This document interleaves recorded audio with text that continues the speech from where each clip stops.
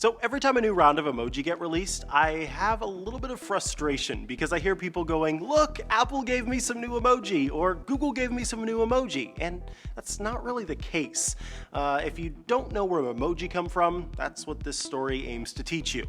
First things first, emoji don't come from Apple or Google. Now that we've got that out of the way, let's dive in. Emoji are part of the Unicode standard, a universal key of sorts that makes communication between computers, be that a smartphone, laptop, server, etc., less error-prone and far simpler. Unicode assigns unique numbers to characters you're probably familiar with, like letters, punctuation, and emoji. Computers read each unique number and display the character assigned to that number. The Unicode standard is maintained by the Unicode Consortium. The group is made up of people who represent computer and internet companies like Apple and Google. In fact, the subcommittee responsible for defining and maintaining emoji is led by Mark Davis and Peter Edberg, who are employees of Google and Apple respectively. So, confession. Remember that bit before when I said emoji don't come from Apple and Google? Yeah, that's not 100% true.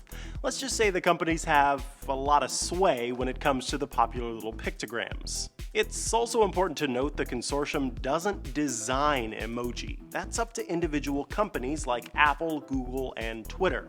The consortium assigns each emoji character a code, a description, and a black and white sketch for guidance. That's why the same smiling face with open mouth and cold sweat looks different depending on where you're viewing it. Other than defining and maintaining emoji and their documentation, the committee is also responsible for coming up with new ways to display and support the characters. Well, first is the long-term future of emoji is probably in the direction of what are called stickers, where people can buy or upload images that they want to use in their communication. Most importantly though, the group reviews proposals for new emoji. The hot dog and unicorn recently added to your iPhone or Android device, they had to be approved by Unicode before Apple or Google could make them available to you.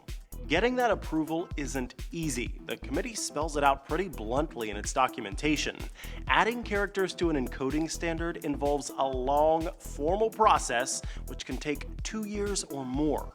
Requesting new emoji is a paperwork-laden affair where you're asked to make your case for an additional character. There are 9 factors for consideration, including how often the emoji will be used and how distinct it is. The committee doesn't want 2 emoji that are confusingly similar. On the other hand, it doesn't want overly specific emoji like a Bernese mountain dog and a Weimaraner when a generic dog will do. So let's do a quick recap. Emoji come from the Unicode Consortium, which maintains the Unicode standard. Emoji are defined by Unicode, but designed by individual companies. It's pretty tough to get an emoji added to the standard. Oh wait, we can do that last part in emoji. For Newsy, I'm Micah Sargent.